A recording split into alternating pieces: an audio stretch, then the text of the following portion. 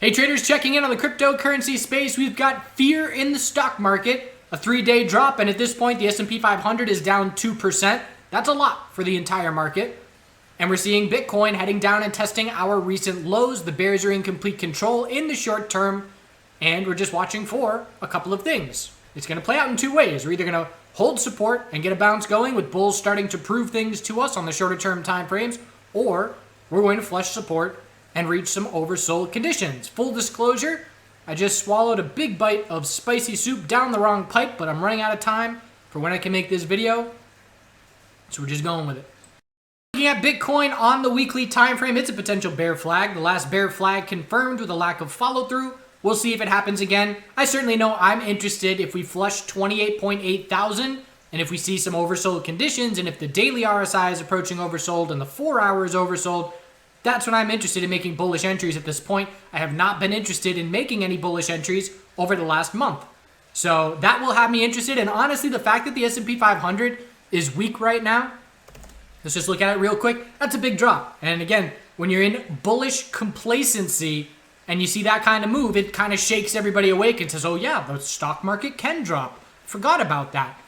So honestly, if I'm looking for a bullish entry on Bitcoin, I would rather it's dropping with the broader market, because if Bitcoin flushes 28.8 and I start making some more bullish entries and SPY is still at the all-time high and SPY still has not consolidated in any meaningful way, that makes me more cautious, because then I have to have it in the back of my mind, okay, Bitcoin's bouncing, but if the broader market starts seeing weakness, that's going to weigh on the Bitcoin bounce attempt.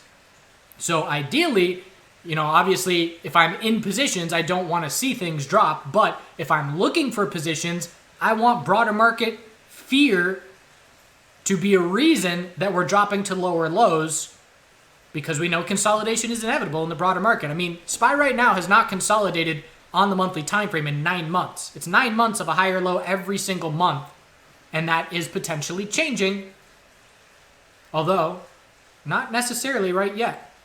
Watch that weekly EMA 12. That's been holding for 7 months on SPY.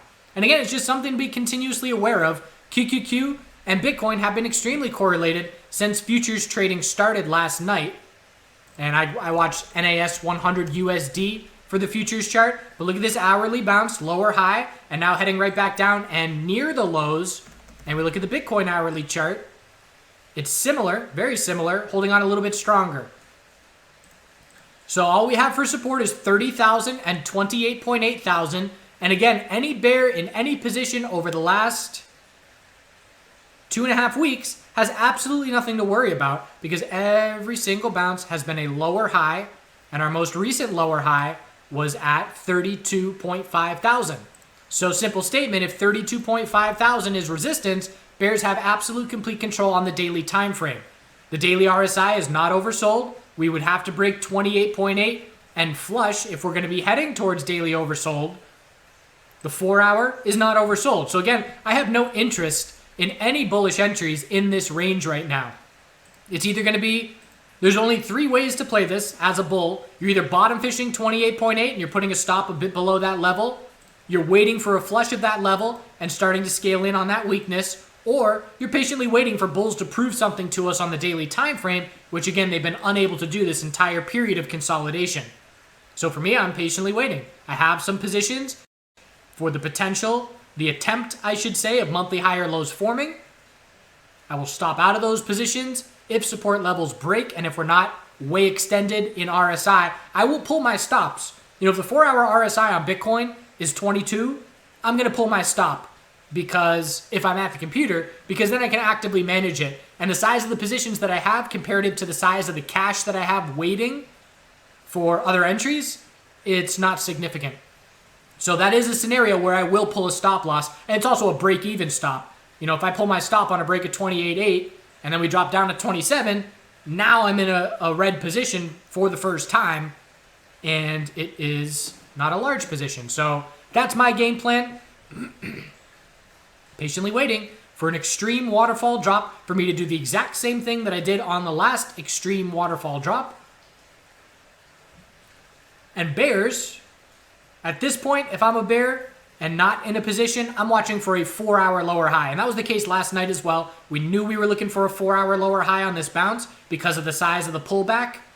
Lower high was set, 4-hour downtrend confirmed, and a bear break to lower lows. So long story short, the bears have absolute complete control. The dominance chart is staying strong, which makes me not believe the bounces that we've been seeing. And that's been the right thing. That's been the right mindset. Because again, anything in 2021 that has been meaningful for the bulls has been led by the altcoins to the upside. So if we do not have altcoins leading the way up, it makes me skeptical. An extra, it's just a tally. If I'm looking at bull signals and bear signals, I put a tally in bear signal mark if it is the dominance chart staying strong.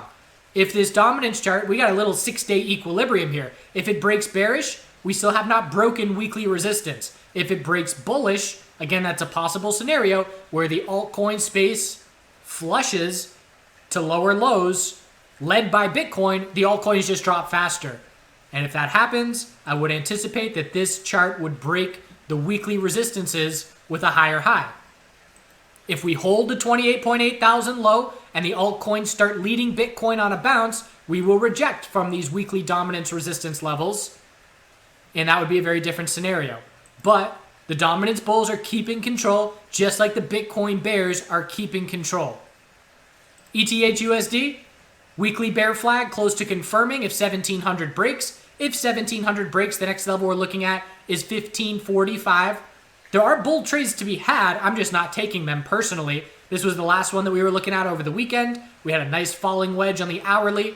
And again, the bull break resulted in a 5% move, 5 to 8%, depending on where you made an entry. So there has been some short-term opportunity in both directions. It's just been the bears that have the swing trade opportunity. So again, for ETH, same thing here. Just watching for a lower high on the 4-hour time frame next bounce. The daily chart has broken support, and we're just looking at 1700 with limited support until then. Every bounce is a daily lower high over the last couple of weeks. ETH BTC, we know we're watching a lot of altcoins with weekly equilibriums. And again, one scenario, if Bitcoin holds 28.8 and the bulls prove something, I'm going to be watching for weekly higher lows to be forming on some BTC pairings. So I'm watching this low of 552. And if that holds, it is possible that we remain in this equilibrium for another couple weeks. So I am watching the alt BTC pairings and the dominance chart for clues. They're secondary. Bitcoin US dollar price action is primary, but these are secondary clues that I'm watching for. And the ETH BTC bulls need to hold 552 to remain in this equilibrium. If it breaks bear, we zoom out. Monthly consolidation underway. AXS USDT, different setup than most names. It's coming off its blue sky run, and it's a bit of a waterfall drop from the high. This little daily inside bar tells me that shorter term RSI levels cooled off. So if it were all red candles, there would be less cooling off of shorter term RSI. But that's just what that daily inside bar tells me. Because to bounce up there, we definitely cooled off 4-hour RSI. So I technically would call this still a daily uptrend. The bulls are attempting to defend $16. Looks like we did just break it. Next level is $11.24. I'm just looking at this like a classic big picture equilibrium. And again, I've been talking about the growth names and their monthly charts.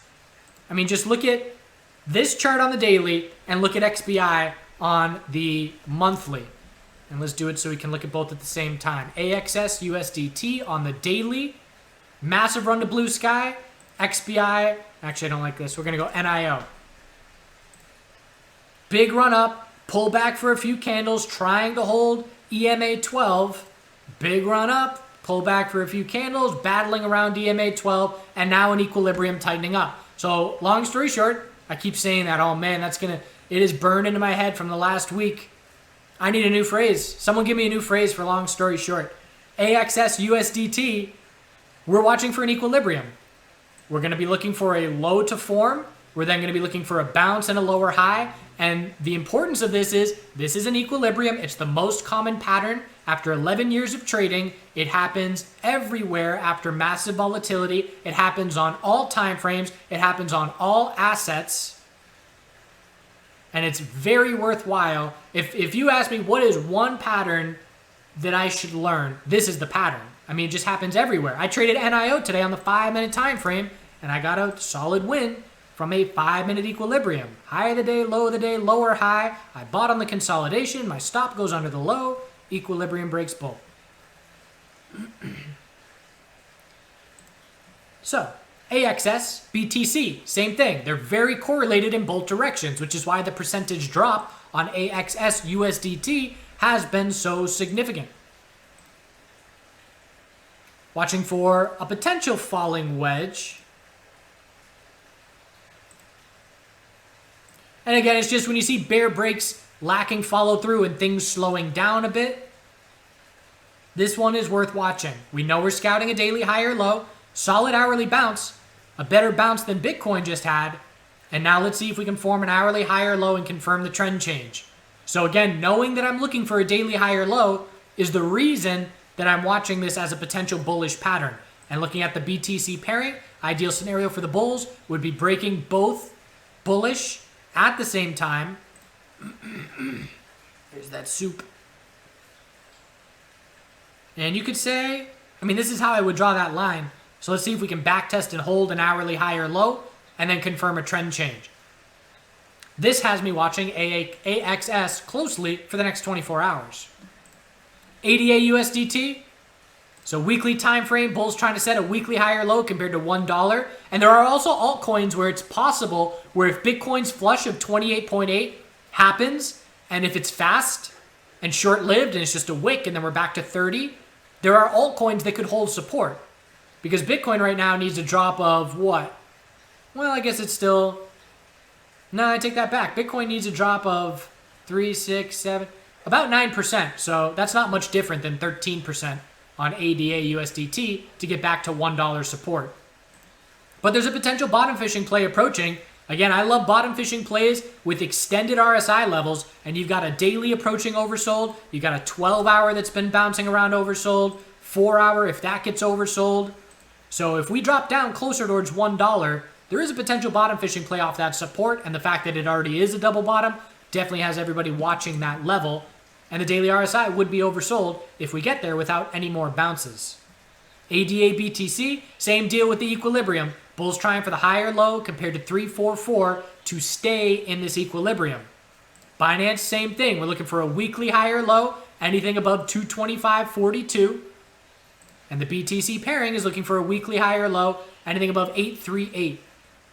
So I'm keeping an eye on Binance because this is a coin where, you know, our support is 225 and we are way above that level. So Bitcoin can easily drop 10% and Binance could still hold this support because it's 20% away. So we're scouting higher lows on the weekly time frame for some names, and Binance is one of them. Any name that is still looking for a weekly higher low on both the US dollar and the BTC pairing, it's worth not giving up on the bulls yet. Because again, we're still in those patterns and we could hold support and stay within these tightening patterns for another couple of weeks. So keep an eye on the broader stock market. Keep an eye on Bitcoin. Keep an eye on BTC pairings. And other than that, establish your game plans and stick to them. All right, feel free to ask any questions. Hope you're well. Hope you had a good weekend. And we will see you soon. Do good things. Blackberry, blueberry, and rhubarb sunwater. There's lots of dragonflies around this pond for the first time, and it's because I put these plants in here and up on this higher tier as well. And that gives them a place to land, and I assume they lay their eggs in there, but I want them around because they eat mosquitoes.